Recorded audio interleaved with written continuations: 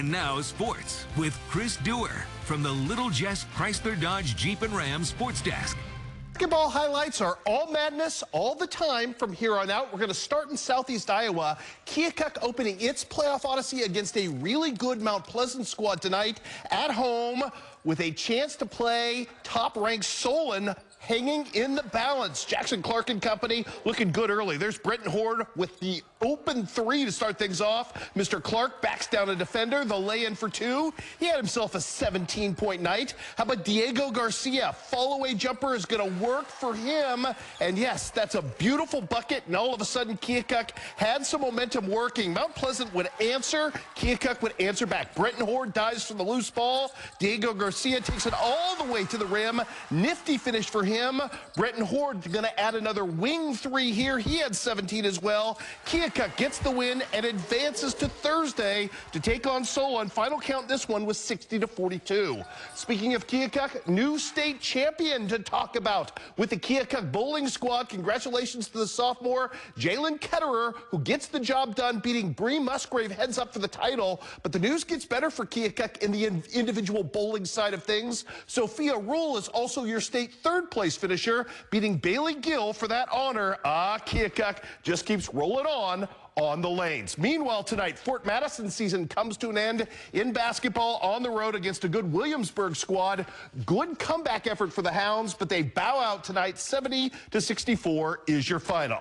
All right, Class 2A boys action tonight. Regional quarterfinals at Illini West in the Warsaw Regional. Check it out right here. Gavin Epping is going to cut to the hoop and lay it in right here for two. Beardstown was down 26-19 at the time. Isaac Brockschmidt gets in the paint. His floater is going to drop, and yes, Beardstown is on the comeback path. Colby Robertson, though, going to counterattack right here, and his jumper, as it usually does, rims home. Isaac Brockschmidt, though, making defenders fall down right here. Finds Eliza Thomas for the three. Just before the end of the third quarter, it's Brockschmidt taking it down the court. His long two is going to bank in to beat the Horn, and Illini West lead in this one is cut to 31-30 at that point, but we're not done in this ball game.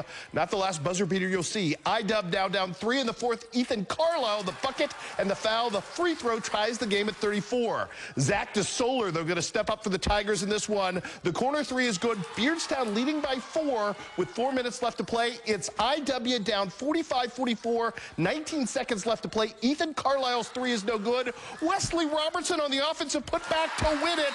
Beardstown's last-ditch effort fails. IW dodges a bullet, advances to take on West Hancock. Final count in that one was 46-45. Also tonight, Class 1A action, Camp Point Central opening its playoff run in 1A against West Prairie. And man, were the Panthers effective early in this one.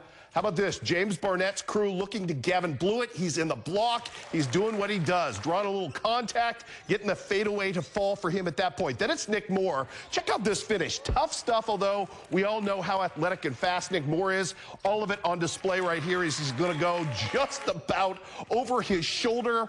Behind the back, beautiful shot for him. Cole Cordell keeping West Prairie in it early. Nice little stutter step, pump fake, and jumper for him. Nick Moore and company too strong in this one as Central ends up getting the win and ending West Prairie season 73-33 is how it all shakes down. Elsewhere in the Southeastern Regional, the host squad was taking on South Fulton tonight. Noah Rigg trying to get some things done for the Suns in this one. He charges at the rim, and yes, he's going to get the two to go against two different defenders.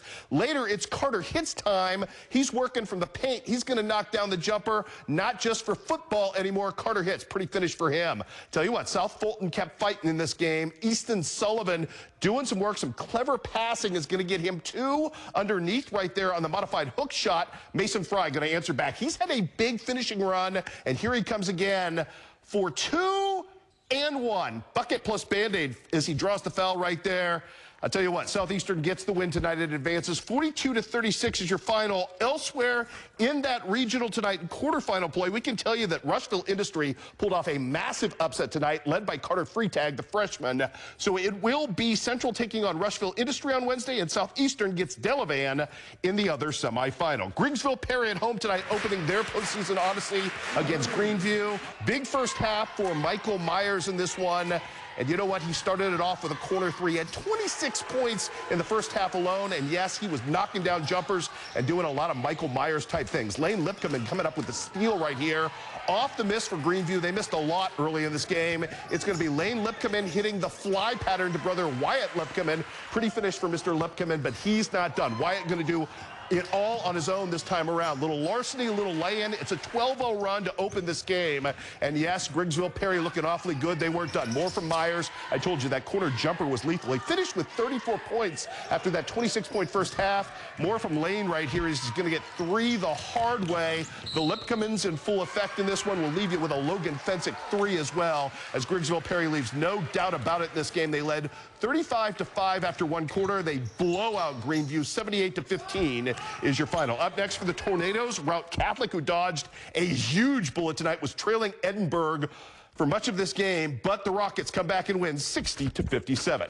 How about West Central, state ranked and taking on ISD to open their playoff odyssey at home? Chance Little celebrated pregame for scoring his 1,000th career point, and then let the celebration begin. Zach Evans, little hesitation, little elbow jumper for him, little push shot fun in that one as well. Then it's Mason Berry with the steal, and you know what's coming next. Zach Evans, two-handed flush to get that done. It's an 11-0 run to start, but it's not even finished, not even close. Backdoor cut by Chance Little. He is requited with an alley-oop bucket. Then it's Evans to Little here.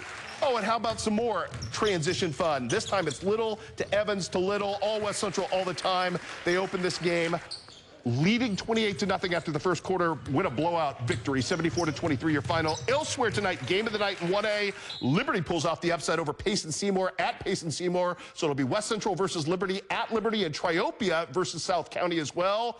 The Brown County boys, by the way, as you see, were blown out tonight by Triopia, who looks good. Western season comes to an end, as does, well, Unity season still alive with a big win tonight over Hardham. They're off to Illini Bluffs coming up on Wednesday, and Pleasant Hill season comes to an end as well. Quickly through the girls' scores tonight in Missouri, we can tell you that up in Class 1, District 10, North Shelby, Marion County both advanced to play each other coming up in the semifinals. Also, how about this?